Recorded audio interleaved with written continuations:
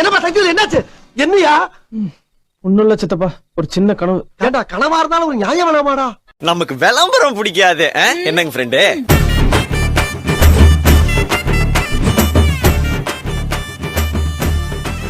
Big பாஸில் Nixon and Purnima dance பர்ஃபார்மன்ஸை நம்ம எல்லாருமே பார்த்துருப்போம்.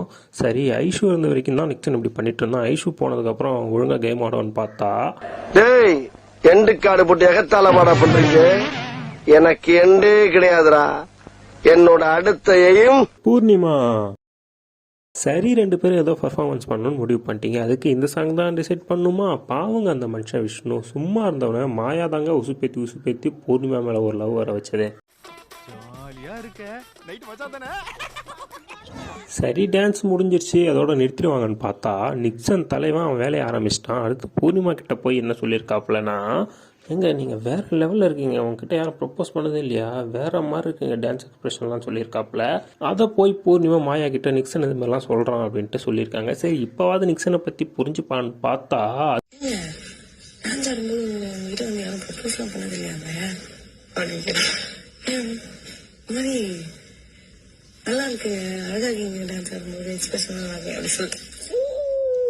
அதுக்குள்ள அடுத்த பர்ஃபார்மன்ஸுக்கு ரிஹர்சல் பண்ண ஆரம்பிச்சிட்டாப்ல.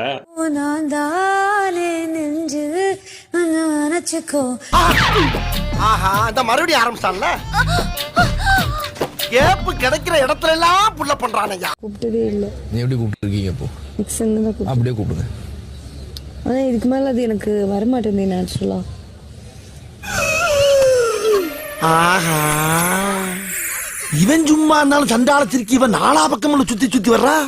இவ்வளவு நாள் நிக்சன் தாயா பூர்ணிமாவை கரெக்ட் பண்ணிட்டு இருக்கான்னு நினைச்சேன். இப்பதாயா தெரியுது யாரை கரெக்ட் பண்றாங்கன்னு. முன்னாடி ஐஷு, இப்ப பூர்ணிமா. நிக்ஸா உனக்கு எங்கேயோ ஆப்பிள் சைஸ்ல மச்சா இருக்கடா. இது ஒரு பக்கம் போய்கிட்டு இருக்க. டிக்கெட் டு ஃபினாலே டாஸ்க்ல விஜய் வர்மா வந்து மாயா கேங்க்கு சொம்படிக்க ஆரம்பிச்சிட்டாப்ல. நம்ம விக்ரம் போனதுக்கு அப்புறம் அந்த இடத்துக்கு விஜய் வர்மாவை அப்பாயின் பண்ணிட்டாங்க போல மாயா. பாடி கட்டுக்கலாம். யாருமே இல்லாத இடத்துல கூட விலகுன்னு வெறித்தனமா கத்திட்டு வர்றீங்க பத்தீங்களா?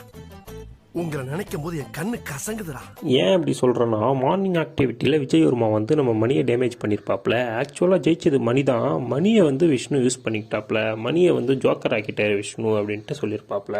மணியை விஷ்ணு ப்ரோ யூஸ் பண்ணிட்டார். அது உங்களோட திறமை. மணி இங்க முட்டால் ஆயிட்டான். அது என் கண்ணே அதெல்லாம் இல்லப்பா, விஜய் வந்து நார்மலா தான்ப்பா பேசுறாப்புல, அவர் நியாயமா தான் நடந்துக்கிறாப்புல நீங்க சொல்லலாம். ஆனா நேத்து நடந்த முயல் மேக்ஸ் டாஸ்க்ல நிக்சனும் விஜய் வர்மாவும் செஞ்ச தில்லு முழுத்தனும் நீங்க எல்லாருமே பார்த்துருப்பீங்க, நோட் பண்ணியிருப்பீங்க.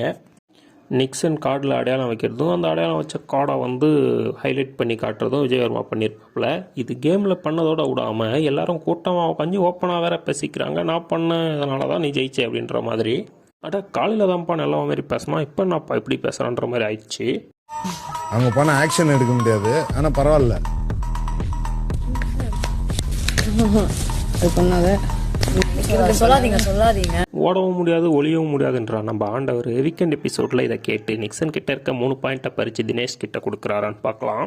இதுக்கப்புறமும் நிக்சனும் பூர்ணிமாவும் சேர்ந்து பண்ற டான்ஸ் பர்ஃபார்மன்ஸ் தொடராம இருக்கணும்னா இந்த வாரம் நிக்சன் எவிக்ட் ஆகணும்னு எல்லா ஆண்டவனோட சேர்த்து நான் வணங்குற ராகவேந்திர சாமியையும் வேண்டிக்கிறேன். நாங்கெல்லாம் 10 வயசா இருக்கும் போதே பத்மினியை பிக்கப் பண்ணவங்க. அப்புறம் ஏன்டா கண்ணு கலங்குது?